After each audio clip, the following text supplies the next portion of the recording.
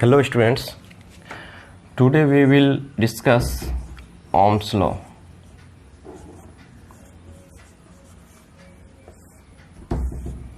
Ohm's law. What is Ohm's law? Suppose this is conductor. This is conductor and it has two ends, and this end has cross-sectional area.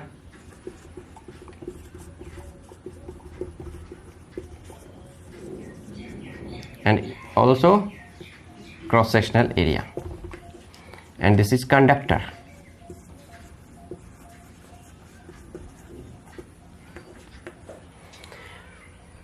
To this cross-sectional area, both ends have potential and the current passing through this conductor. So we can say that according to Ohm's, at constant temperature and pressure, the potential difference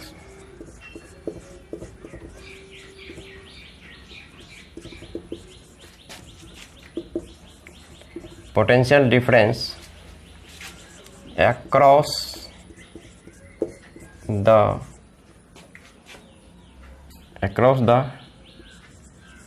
ends of the conductor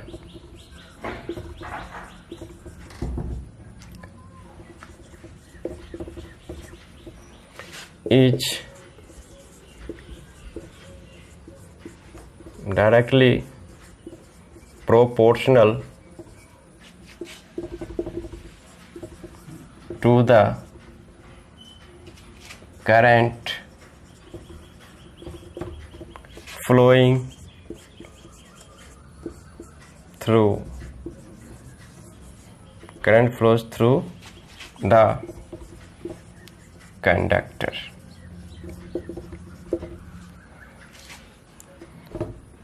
V directly proportional to I. यदि इस proportional को हम लोग हटाएंगे तो यहाँ पे proportional के बदले एक कांस्टेंट आएगा, या हम लोग इसको लिख सकते हैं V बराबर IR.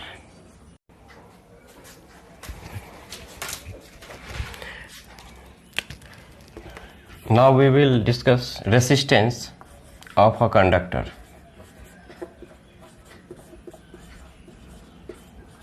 Resistance of a conductor.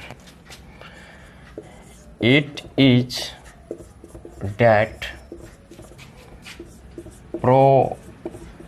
properties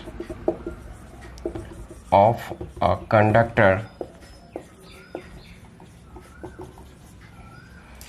by virtue of which it opposes the flow of current through a conductor.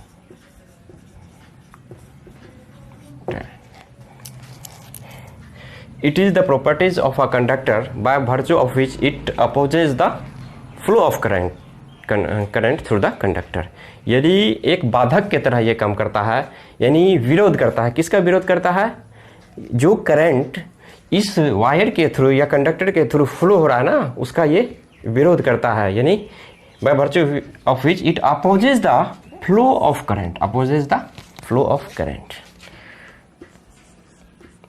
R equal to V by I. This is the formula. This is the resistance. SI unit of resistance is ohm, and it is denoted by like this, ohm. That is 1 ohm equal to volt, हाँ 1 मतलब ohm equal to क्या हो जाएगा, volt by current, यानी volt current का unit क्या होता है, ampere, to volt by ampere.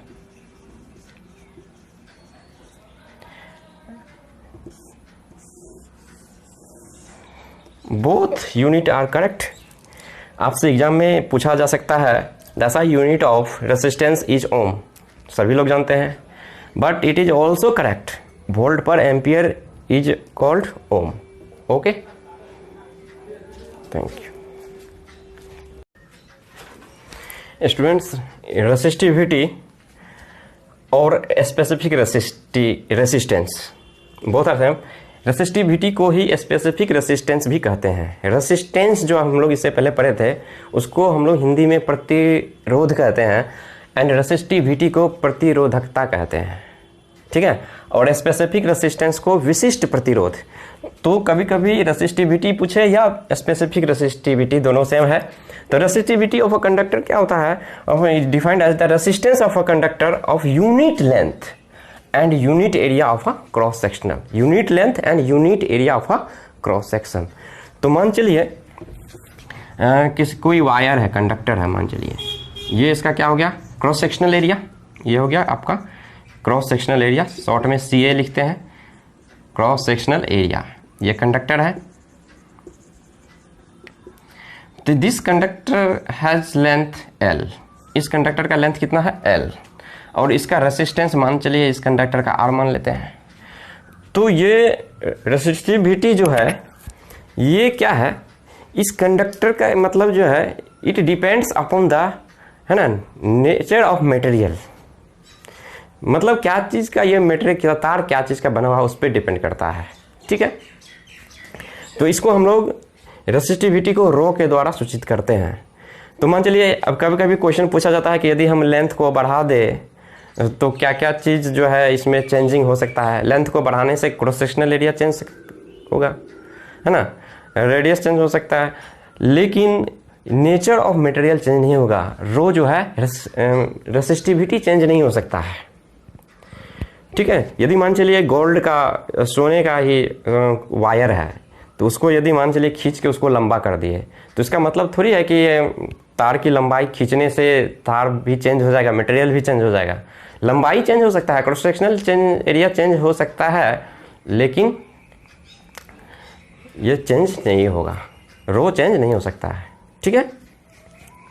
तो देखिए, तो इसका फॉर्मूला होता है resistance into area upon length. ये क्या है, रेसिस्टिविटी, ये क्या है, resistance of wire,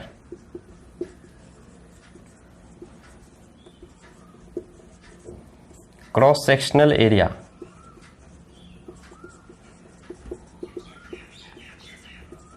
area of wire, ये आपका है लेंथ ऑफ वायर। तो इसका ऐसा यूनिट वेरी सिंपल